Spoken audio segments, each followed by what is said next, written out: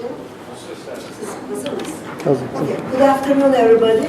Today we have a guest speaker from a completely different area for our graduate school. Our guest speaker is from Psychology Department, Dr. Emre Selçuk. Emre Selçuk received his PhD degree from Cornell University in 2013. Then he moved to Turkey and joined Department of Psychology in our university. His research focuses on how we form relationships and why and how relationships are important for our mental and physical health. He has so far co-authored more than 15 publications, including papers in peer-reviewed journals and chapters in editor books. He has a long list of awards he received already. I'm not going to itemize them here. It's going to take time. And he is also a member of, he received base paper awards and different research awards, and he is a member of research interest group of the Society for Personality and Social Psychology for his research and on social relationships and emotional regulations. Outside academia, he writes a blog on football and psychology, co-produces a podcast on human behavior called Kaçık Prens, and enjoys traveling and trying new cuisine with his longtime collaborator and partner Gülbin Aydın. Now, stage is yours. Thank you very much for joining us. My pleasure. Thank you so much. I am doing this second time in a row, and it's really a pleasure that I'm getting this invitation from the Graduate School of Natural and Applied Sciences, a field that I do not know much about. Although today I brought some data with me on biology. I don't know if there are any biologists in the room. The other reason that I'm delighted is I'm getting to know you guys. Here at Middle East Technical University, we take pride for being a research university. And if you ask me what makes a university a research university, is the graduate students. I mean, it can be an engineering lab, a biology lab, a chemistry lab, or a psychology laboratory. We all rise on the shoulders of our graduates. So I hope you share the same feeling with me that you guys are a very integral part of this community. And we have absolutely no doubt that you will make significant contributions both to this university and to your host institutions, which you will work for years to come. And making those contributions is really fulfilling, both in terms of research and in terms of teaching. But the other issue is that our job is kind of hard and stressful. In many ways, academia is like a perfect storm, completely unpredictable. Think about your short academic career. Will my paper be accepted? Will my grant application be accepted? How will this experiment go? Will it work or will it not work? So much unpredictability going on, right? And the system is almost entirely dependent on negative feedback, okay? You're constantly getting negative feedback from your advisors, from grant reviewers, from publishers, so on and so forth. So it's quite tiring and exhausting. And think about the multitasking. You need to run experiments, you need to write papers, you need to take classes, and then you go ahead and teach classes. Very, very difficult time is graduate school. Since we are psychologists, many times our graduate student colleagues come to get advice from us how to survive the graduate school. And they're either like this, they almost fall asleep in my office, or they're like this, they're extremely stressed out about the multiple demands of graduate school. How can I multitask? How can I be productive? So on and so forth. Too much to do. Very stressful job. My answer to them, and I will try to convince you that it is a good answer today.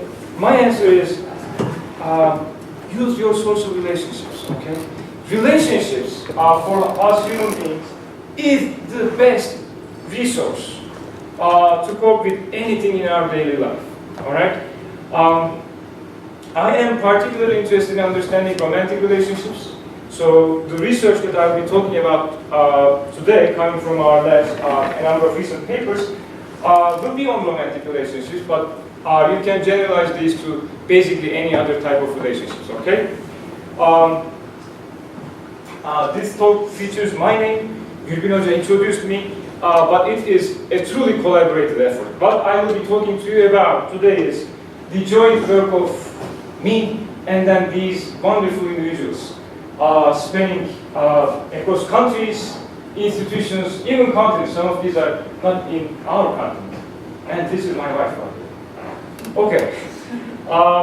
So we all know that relationships are important. There's nothing surprising here. What we overlook, what we oftentimes do not recognize is how important they are, the magnitude of that importance, okay? 25 years ago, a paper published in Science changed the way we thought about relationships. So, 3 researchers, what they did was, they gathered data from many studies and looked at the effects that lead individuals to die early, okay? Early mortality, basically. What is predicting early mortality? Their results are very striking.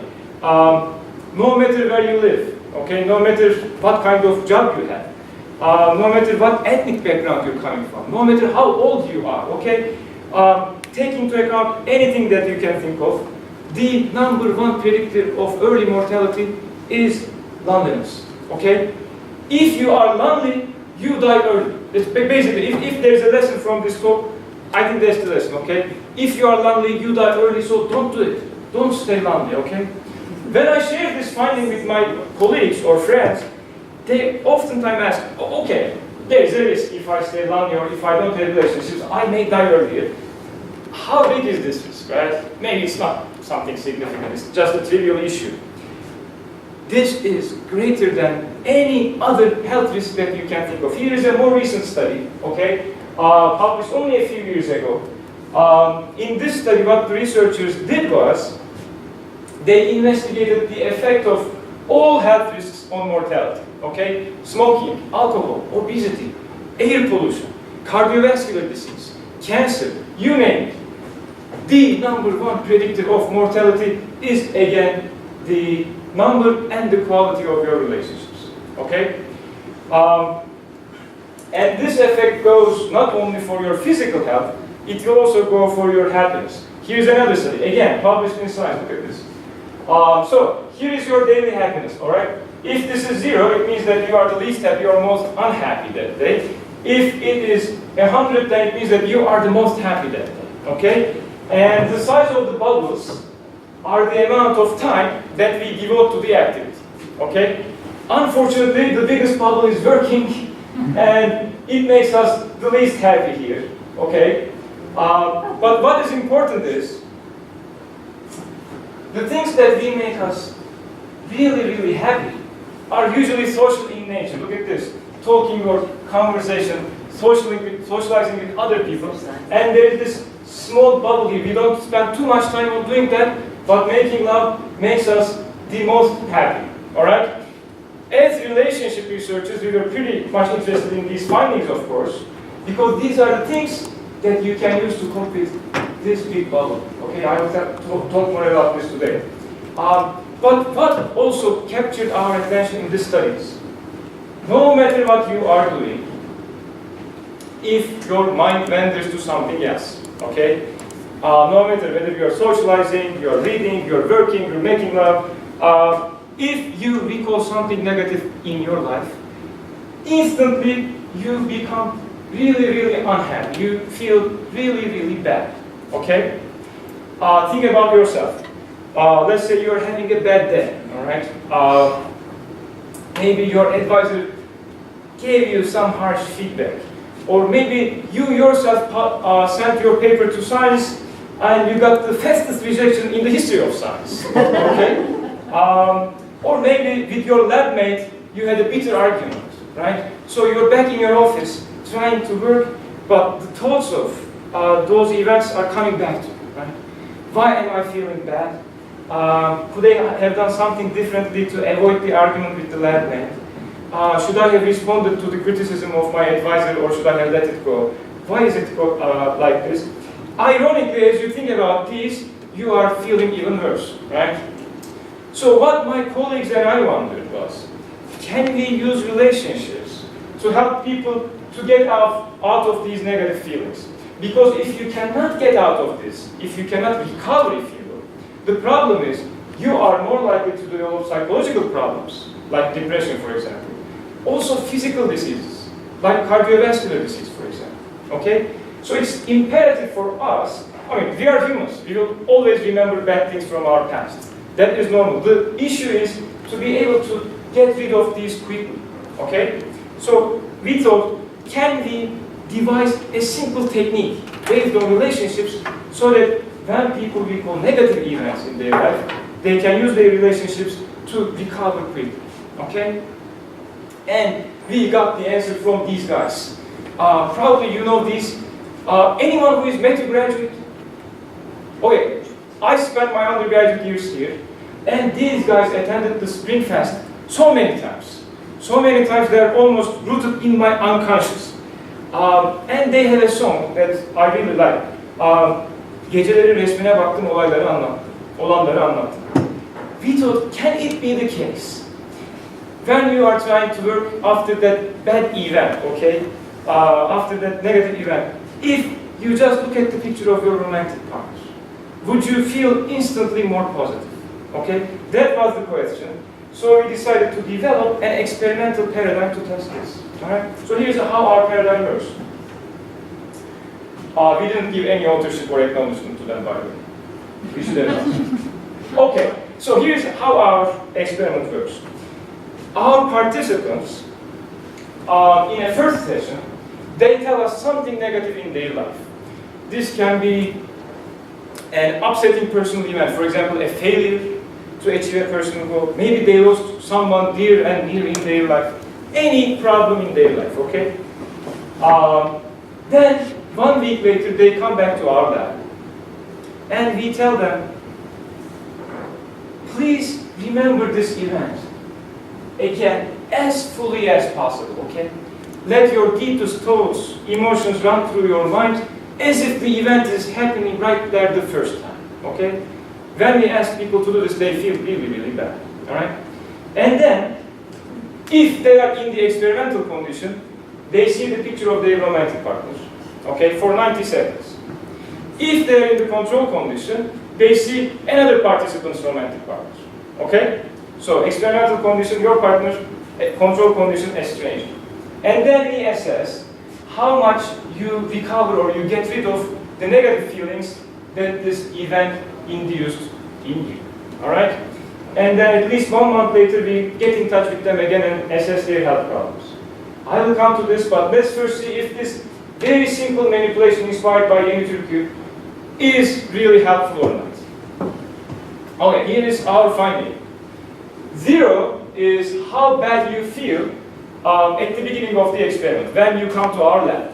Okay? In a sense, your baseline. Alright? If you go up, it means that you are feeling worse. If you go down, it means that you are feeling better. Okay?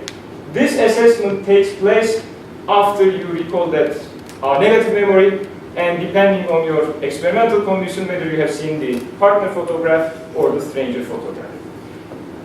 As you can see here, just merely looking at the photograph of your partner will make you feel better, will wash away all the negative feelings associated with that negative memory, and you are a little bit feeling better than you first came to our laboratory.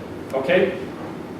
If you are in the control condition, if you see the romantic the picture of a stranger, you are still trying to cope with those negative feelings. You are still feeling bad. Okay? So these findings clearly show us that even a very simple reminder of your loved ones would be sufficient sometimes to cope with stressful events in your life. Okay?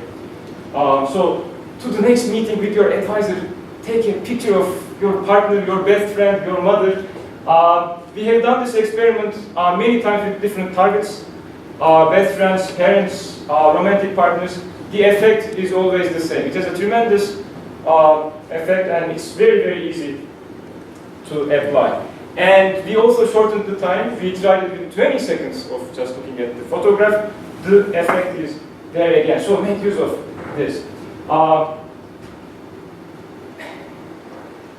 a typical custom in our culture is you do farewell parties, right, when you are sending someone to military duty. That is any male friend or relative I know, I just tell them to get a few pictures with them. And they ask me, "Oh, okay, good, fine, but not all relationships are like this, right? Not all relationships are like this. What is the thing that is most important for me, okay? In a relationship that causes this effect, okay? For the rest of today, I will try to tell you what is really critical in a relationship that will give you these effects, and in the later stages of the talk, you will see that it will also make you more productive in your academic life. Is it the physical beauty of your partner? Is it the social status of your partner? Is it the personality of your partner? Study after study, what we found was the most important aspect of a relationship is whether you think, whether you perceive your partner as responsive. What does this mean, responsiveness? Basically, if you are thinking that your partner really cares for you, okay, really understands you, really appreciates you, really validates your goals and needs, then you are perceiving your partner as responsive. And if you perceive your partner like this, then you get these effects, okay? You not only get these beautiful help with regulating your emotions, coping with stress, but also you are more healthy if you perceive your partner as responsive. So here is what we found in the third session. At least 1 month later, we contacted our participants again and we assessed their health problems, okay? For example, how much health problems interfered with your work life? How much health problems interfered with your social life? How many times you visited the doctor, except the regular checkups and so on and so forth? And we also checked their daily symptoms, like flu, maybe some stomach problems, so on and so forth. What we have seen was, if you get this effect from your partner, if you benefit from looking at their picture, you are also healthier in your daily life. You also experience lower health problems, less health problems, okay? And all of these effects depend on whether you perceive that partner as responsive or not. If your relationship is like this, the effects are unfortunately not there. The next question that I get is, okay, maybe my relationship is like this, how bad can it be? I mean, a relationship is a relationship, right? I mean, it might have its problems, but what bad can come from it? You may die, okay? You may die, and maybe you may die unpublished, okay? I am not exaggerating. I will show you some data now. Our participants died. Literally, they died. I will tell you the data. So, the next few studies come from a fascinating study. The pioneers behind this study are two wonderful people.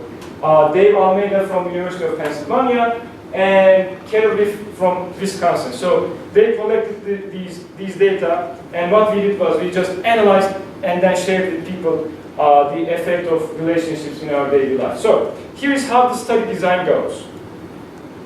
You take thousands and thousands of adults from different age groups, okay, ranging from early 20s to all the way mid-70s. And then you give them many assessments. You measure many psychological constructs. And then 10 years later, okay, a decade later, you contact these individuals again, and then you do, again, many assessments, okay? This is basically the design of this study. And I will show you a number of findings from this data set. So, in the first assessment, time 1, what we have was how responsive you perceive your partner to be, okay? How much you think your partner, your spouse, really cares for you, really understands you, really appreciates you, okay? That's one area. The other thing we had was, how much support are you getting from that person, okay? Now, you may be getting support from your partner, but you maybe it's not a responsive support. For example, you may think that, okay, my spouse is trying to support me, but she really didn't doesn't get what I need. Okay, she has no idea about, I don't know, how painful a grant review can be, for example. Or you may think that my partner is trying to help me because he is thinking that I cannot solve this problem on my own. He has no faith in me. In this case, again, you're not perceiving it as responsive, right? Or you may think that my partner is trying to help me because he wants to feel good about himself. He wants to show that how capable a partner he is by helping me. In all of these instances, you are getting support from your partner, but you are thinking that your partner is not responsive. If this is the case, that relationship can have detrimental health consequences, okay? Now, in this 10-year follow-up, a decade follow-up, some people died, right? 10 years is a long time. We had adults from different age groups. Some of them just passed away, which gave us the opportunity to examine the effect of relationships on mortality, okay? What we found was, if you think that your partner is unresponsive, okay, does not understand you, does not care for you, then getting support from your partner makes you more likely to die, okay?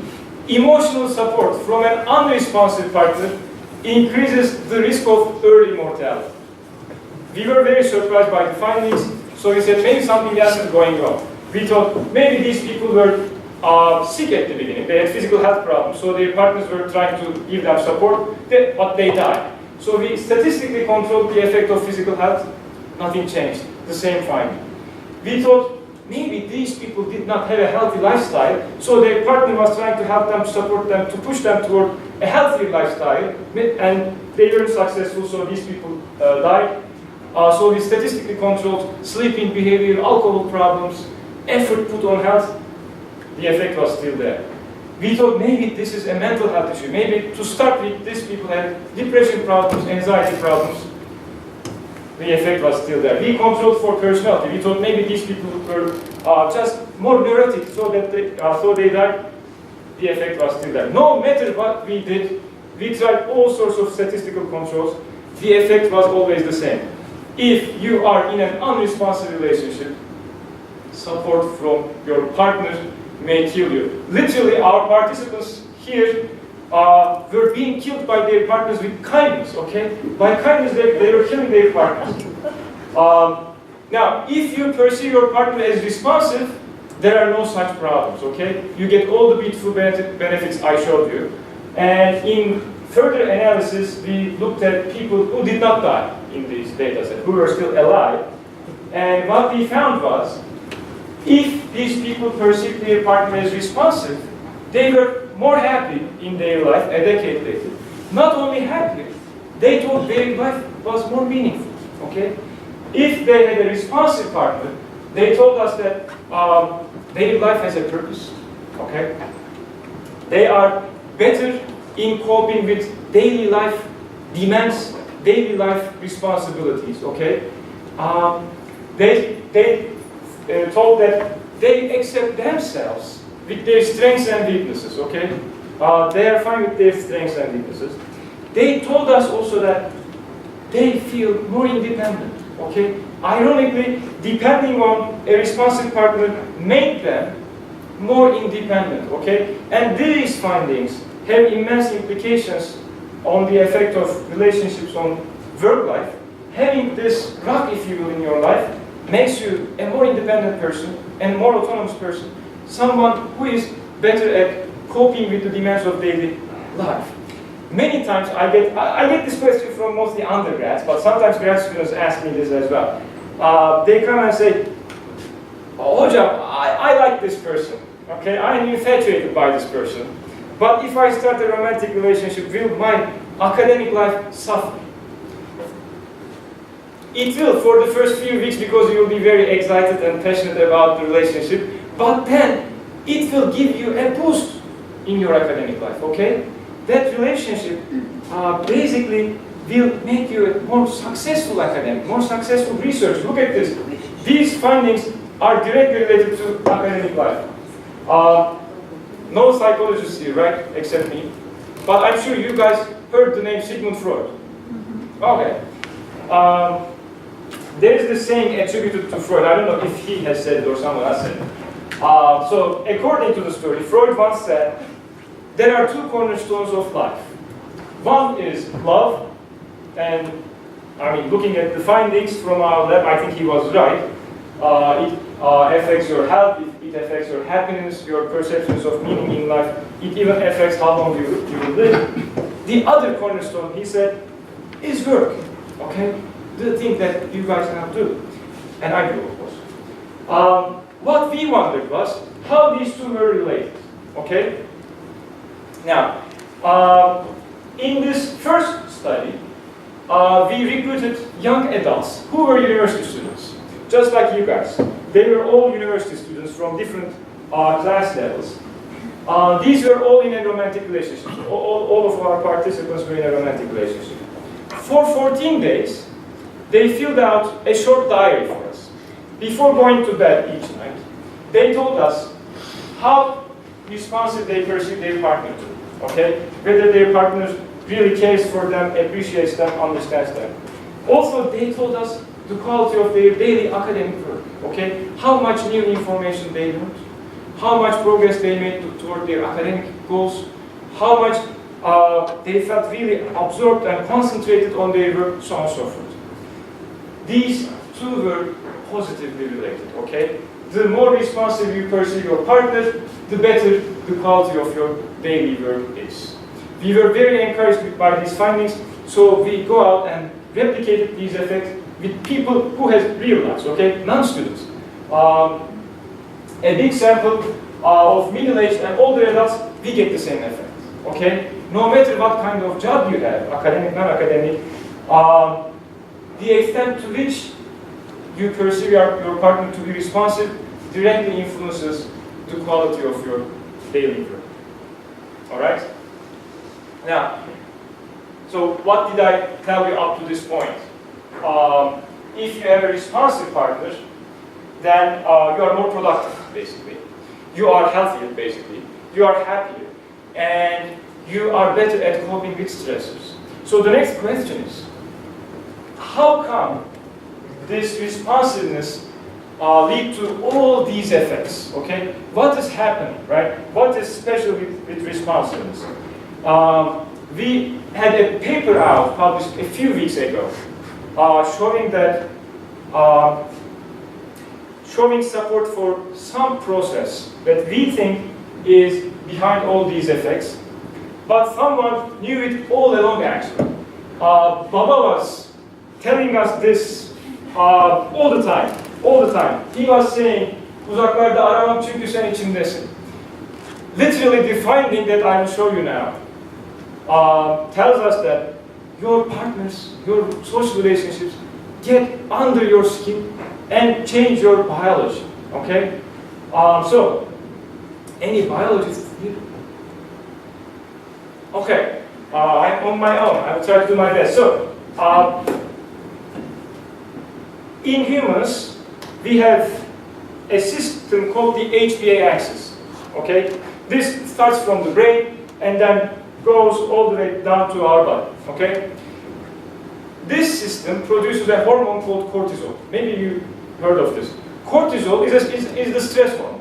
Okay, the more cortisol you have, the more stressed you are. All right. And this hormone is very important for us psychologists because of two things. One, it has widespread effects on the body, okay? Cortisol penetrates almost all cells in your body. Also, it is very closely related to many psychological disorders and physical disorders.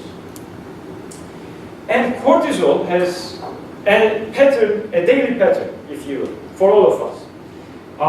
When we wake up, it is high, okay?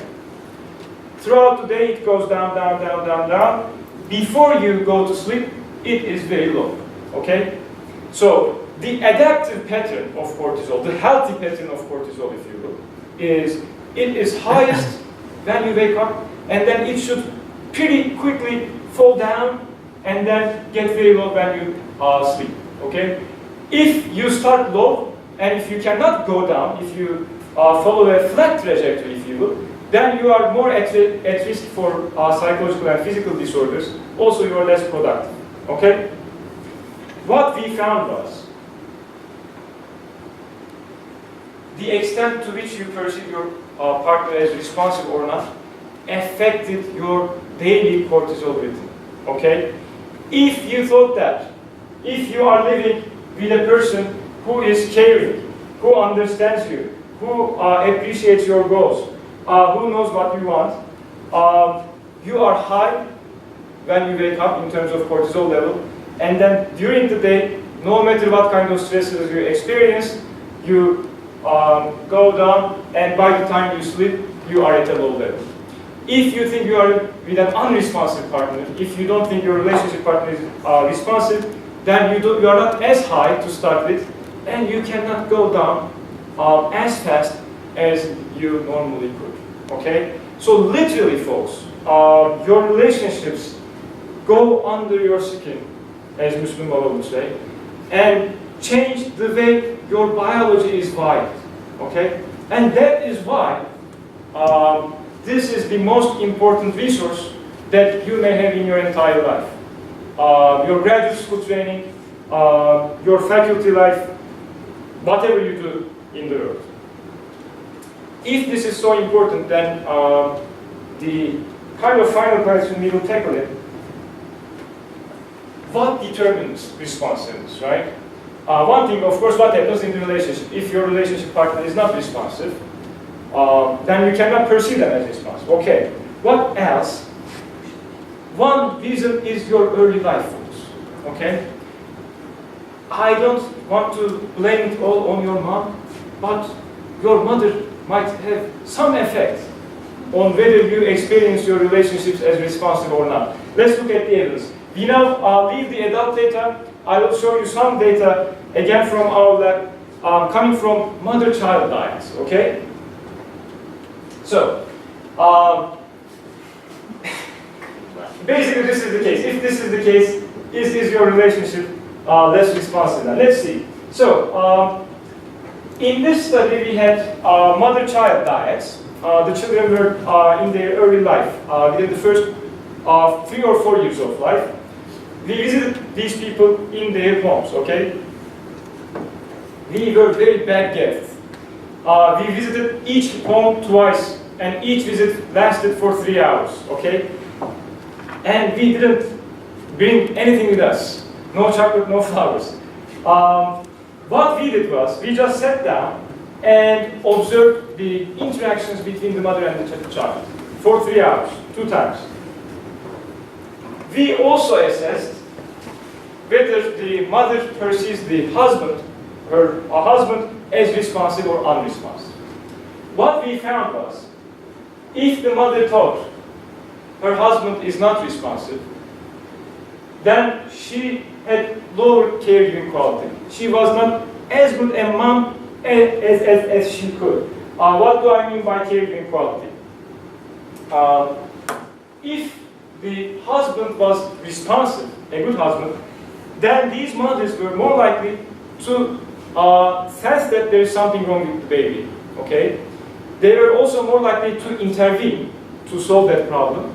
And when they attempted to solve the problem, they were more likely to be accurate. They were more likely to be accurately intervening and solve the problem of the baby. Okay?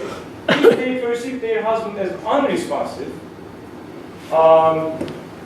then they were less likely to sense that the child has a problem, has a need. Even when they figured that out, they were less likely to intervene. And even when they intervened, they were less likely to accurately, responsibly solve the child's problem. Okay? I don't know if you already had children, but you will very soon. And when you have it, think about this relationship. Okay? What happens, interestingly, in turn, the caregiving quality affects the child's perception of responsiveness. If caregiving quality is low, then the child perceives his or her mother as unresponsive. Okay? And then data from another lab, a close colleague of mine, suggests that when these children get older, okay, in their early 20s, they are more likely to perceive their partners as unresponsive, okay? So basically, the mother's perceptions of responsiveness or unresponsiveness is intergenerationally transmitted to the baby by a caregiving quality, and that effect stays with us throughout our life. Not a very small, large effect, but it's not a negligible effect either, okay? A reliable effect is evident here. So your early caregiving life, your early experiences affect the perceptions of responsiveness. The other thing that affects how you experience relationships is your genetic makeup, okay? So I will tell you some initial findings from an ongoing research project. For the purposes of our conversation today, broadly here is what we are interested in. In the brain, we have many neurotransmitters. These neurotransmitters have their receptors, so on and so forth. There is one particular type of receptor, okay, called the mu-opioid receptor, okay? And there is a genetic polymorphism in this receptor, all right? So human beings are roughly divided into two categories depending on the alleles shaping up this receptor gene, okay? There are two alleles. You get one from your mom, one from your dad, okay? And the type of the allele can be a G allele or an A, okay? So if you get a G from your mom and a G from your dad, then you are a G homozygote, GG. If you get G from one of your parents and then A from the other parent, you are a GA. If you get A from both of your parents, you are an AA, okay? GAs and GGs are very similar, so we group them as the G carriers, okay? And then there are the A homozygotes. How we experience relationships is affected depending on whether we are a G carrier or an A homozygote, okay? Here is a finding that we are currently writing up for publication.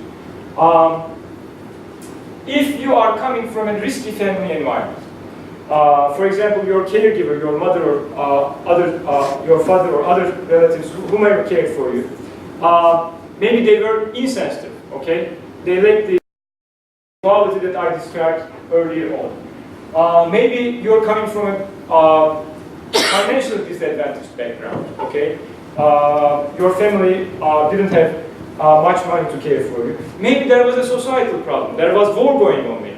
Maybe there was drought going on, okay? So, hardship during your early development. If you're a G carrier, this hardship, this risk, makes you to have a fearful approach in your relationships when you're an adult, okay? These individuals coming from risky family environments, if they're a G carrier, they think that their relationship partner will leave them, okay? Will abandon them, okay? They are very fearful in their relationships. If you are a G carrier, if you are an A homozygote, then this risk is much less. So all in all, how we experience these relationships is really dependent on a very complex interaction from our in our early life, our genetic makeup, what happens in that current relationship, so on and so forth. I need to sum up, okay.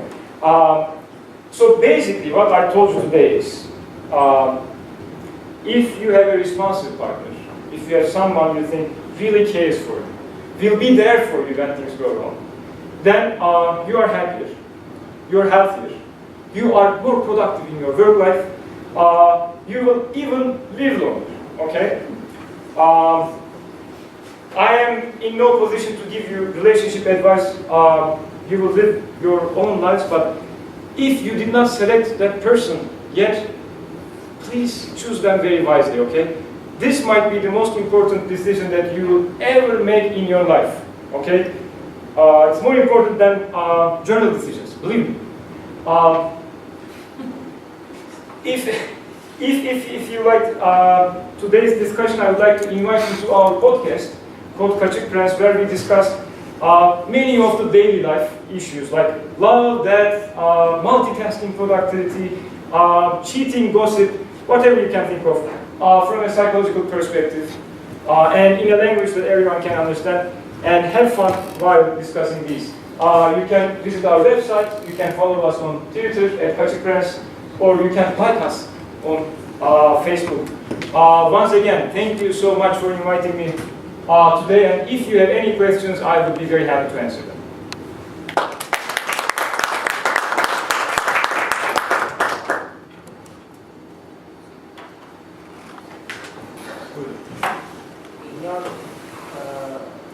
In your experiments, is there any, I don't know if you consider it, is there any effect of the drugs?